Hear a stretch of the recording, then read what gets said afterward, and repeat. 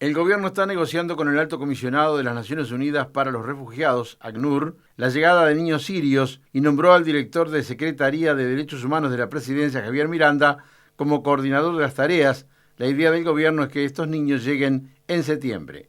Actualmente los niños y sus familias están alojados en el campo de refugiados sirio de Zaatari, el mayor del norte de Jordania, donde hay unas 100.000 personas. Entre tanto, la diputada del Partido Nacional, Verónica Alonso, envió una carta al presidente José Mujica proponiéndole que los niños de Siria que vendrán a Uruguay como refugiados sean dados en adopción a familias que estén en los registros de espera del Instituto del Niño y Adolescente del Uruguay.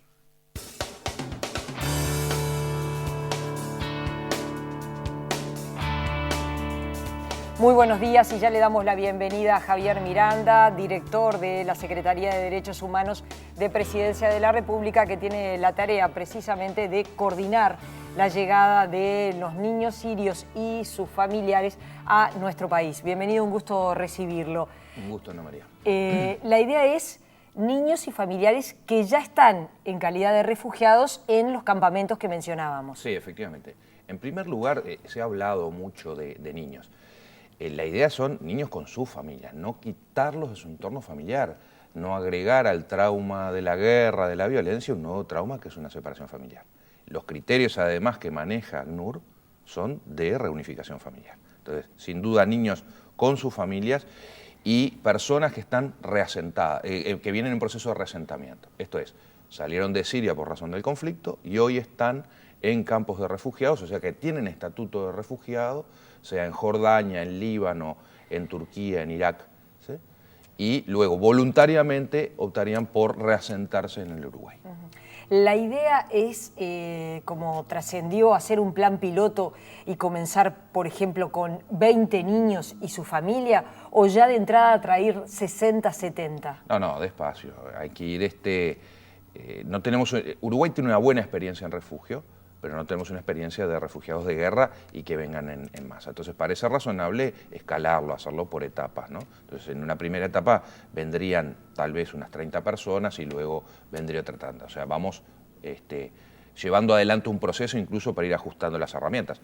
Estamos tratando con personas, es sumamente delicado.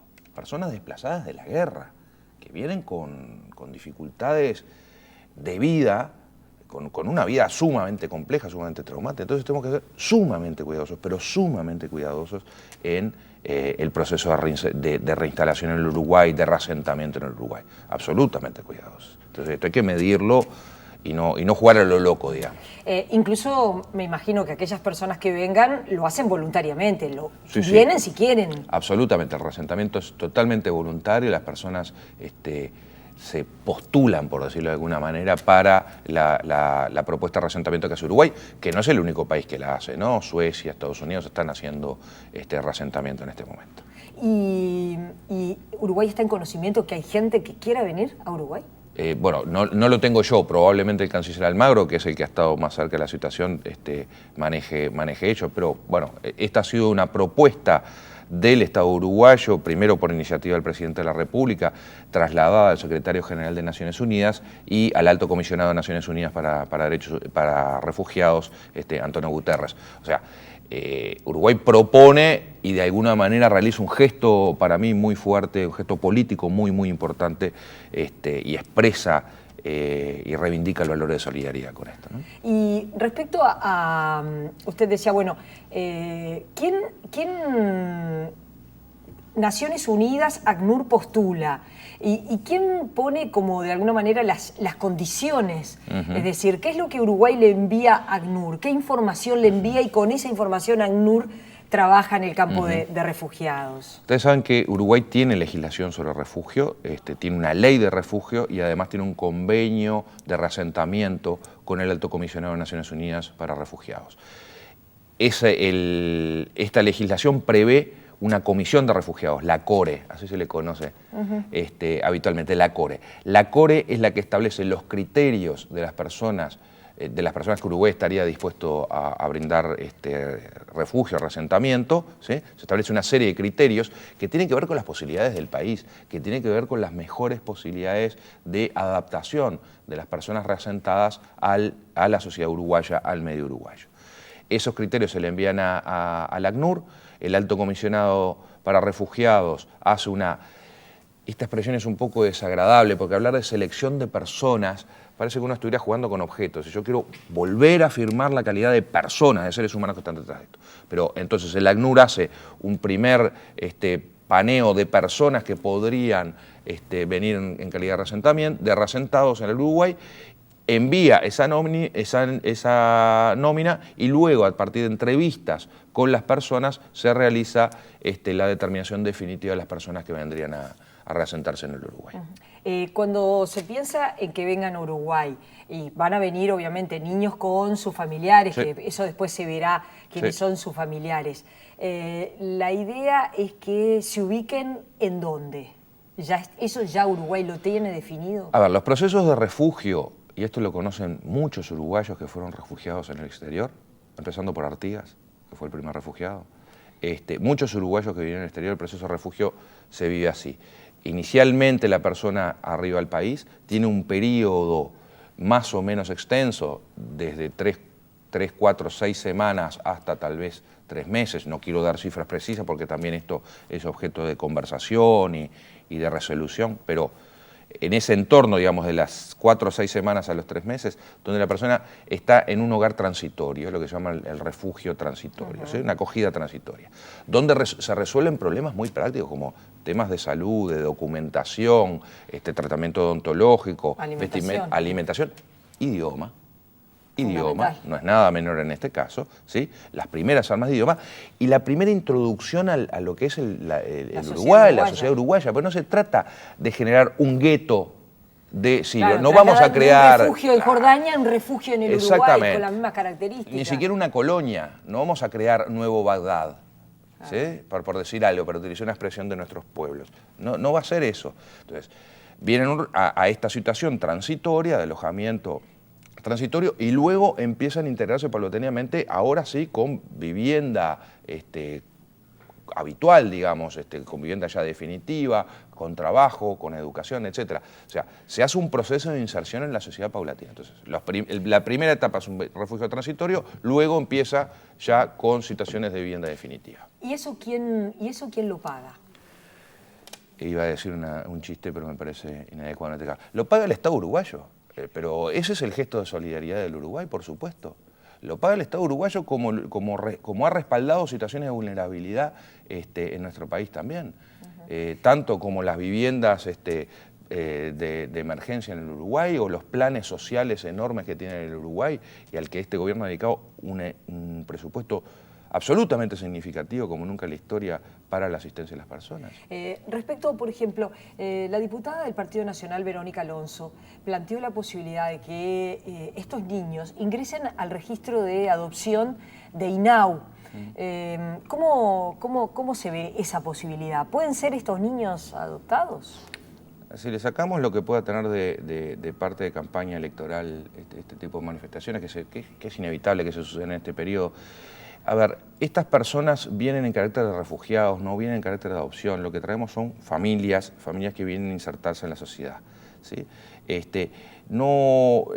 tema de la adopción internacional es un tema habitual y se puede realizar regularmente. No es la hipótesis que estamos barajando, la hipótesis que estamos barajando es de personas que están refugiadas en campos de refugiados en la región, en el cercano oriente, que sean reasentados en el Uruguay. No se trata de hipótesis de adopción o de niños que vienen solos, se tratan de eventualmente niños que vienen en su entorno familiar. Esa es la idea. Los mecanismos de adopción existen, son los regulares, seguramente muchísimo más extensos que lo que puede ser este proceso de refugio. Uruguay en principio prevé que estas familias se queden ¿cuánto tiempo en el país? Todo lo que quieran. Todo lo que quieran vivir en el Uruguay. El presidente lo decía, yo creo con mucho énfasis, que se afinque en el Uruguay. Uruguay es un país interesante para vivir, para rearmar la vida. Entonces podrán quedarse todo lo que quieran. El tema es cuánto el Estado debe desarrollar este esfuerzo de acoger a las personas en carácter de reasentadas a partir del refugio. Y bueno, por supuesto no estamos hablando de meses y probablemente estemos hablando de años. El proceso de inserción de una persona en la sociedad no es un proceso rápido. No menos de 4 o 5 años, por ejemplo. Yo diría no menos de 4. O sea, todo este proceso seguramente no dure menos de 4, pero también hay que ir viendo. En todo caso, cuando nosotros estamos planificando, que de eso se trata, o sea, la función que se me encomendó consiste en coordinar, esto es, en planificar todo el proceso de reasentamiento de las personas que vienen a raíz del conflicto en Siria. Y es central esto de la planificación. Aquí no hay improvisación. Aquí lo que hay es una serie de personas que nos ponemos, de personas que representamos instituciones y que son representantes de instituciones del Estado, como el Ministerio de Desarrollo Social, el Ministerio de Salud Pública, el INAU, etcétera, un montón de agencias del Estado que nos ponemos en línea, planificamos y vemos todo el proceso de estas personas desde que llegan al Uruguay hasta que finalmente u optan por dejar el país u optan por insertarse definitivamente en el Uruguay. El 1 de marzo de 2015 va a haber otro presidente en el Uruguay. ¿Qué pasa si esas familias, esos refugiados llegan y el presidente no está de acuerdo? Digo, es decir, el Uruguay ya está embarcado en eso. Acá es una decisión de Estado. El Estado uruguayo decide acoger en el entorno de 100 personas refugiadas por razón del conflicto en Siria y embarca al Estado como tal. Eso no puede generar problemas por el cambio de gobierno, es el Estado el que está comprometido. En cualquier caso, no quiero hacer campaña partidaria, meterme en la campaña electoral, pero ante la probabilidad de que el próximo gobierno mantenga la misma línea política del presente, hay que dialogar sin duda y hay que generar las bases para que este programa tenga la misma fuerza en el próximo gobierno que la tiene en este periodo de gobierno. Y estoy pensando precisamente en la campaña electoral que algunos precandidatos, es el caso de Lacalle Pou, es el caso también de Pedro Bordaberry, que han dicho, bueno, en el Uruguay hay niños y hay familias necesitadas. ¿Por qué anteponer los intereses de otros niños y otras familias que también lo necesitan cuando primero habría que atender las situaciones de nuestro país, así lo indican? Sí. Sería bueno sacar este tema de la campaña. Cuando uno está trabajando razones humanitarias, es muy difícil meterlo en la lógica de las campañas partidarias, de las campañas políticas. Yo lo entiendo, yo no reniego las campañas partidarias y políticas, al contrario, me parece que es una buena cosa para el crecimiento de la democracia, para el fortalecimiento de la sociedad. Pero hay ciertos temas que mejor no debería meterse en la campaña porque uno corre el riesgo de cometer errores, como creo que se están cometiendo, de buena fe se cometen errores, y se bastardea un tema que es altamente sensible como es el tema humanitario. ¿Qué tenemos nosotros? Tenemos un montón de personas, un conjunto muy significativo de personas que están desplazadas por el conflicto en Turquía, que han vivido el horror de la guerra, que no debe haber peor horror que el de la guerra, ¿sí? No debe haber peor horror que el de la guerra. Entonces, Uruguay, con un gesto mínimo en términos cuantitativos, en términos de cantidad, dice, nosotros queremos ser solidarios, no queremos pasar indiferentes, dice el presidente, y vamos a dar una mano. Tal cual, y así lo dice el presidente Mujica, vamos a dar una mano. Y damos la mano que podemos. Eso es un gesto que hay que respaldarlo, que hay que decir, bien, eso es lo que hay que hacer. Realmente es un gesto de solidaridad fundamental con estas personas, es un gesto muy fuerte hacia la comunidad internacional, donde dice, nosotros que somos un país chiquito, estamos dispuestos a dar una mano, ¿ustedes qué van a hacer? ¿Sí? Y hacia adentro de Uruguay, hacia la comunidad uruguaya, es muy interesante como mensaje de solidaridad. Ahora. Perdón, pero tan de solidaridad que plantea entonces estas cuestiones de la contrapartida de la solidaridad con los que están en casa. La caridad empieza por casa. Primero, esto no es caridad. Segundo, en este país hacemos muchísimas, y en este gobierno hacemos muchísimas cosas por los niños, por los que están en mayor situación de vulnerabilidad. Existe en este país un programa que se llama Uruguay Crece Contigo, ¿sí? Que es un formidable programa de respaldo a la primera infancia. Entonces, A ver, este gesto del presidente Mujica, cuando uno entra a las redes sociales, hay infinidad de opiniones. Hay gente que ha mostrado su solidaridad como para decir, bueno, apoyamos, damos lo que tenemos, ¿lo han recibido ustedes? Absolutamente, y es enorme, y se genera un nuevo problema entre comillas, son de esos problemas lindos. ¿Cómo organizar la solidaridad voluntaria? Pero, a ver, colegios católicos, ¿sí? que llaman directamente y me dicen, a nosotros nos gustaría dar una mano, tanto en materia de educación, cuenten con nosotros, con los educadores, pero además con el alojamiento transitorio. Tenemos un buen alojamiento en el kilómetro 16, estamos dispuestos a brindarlo.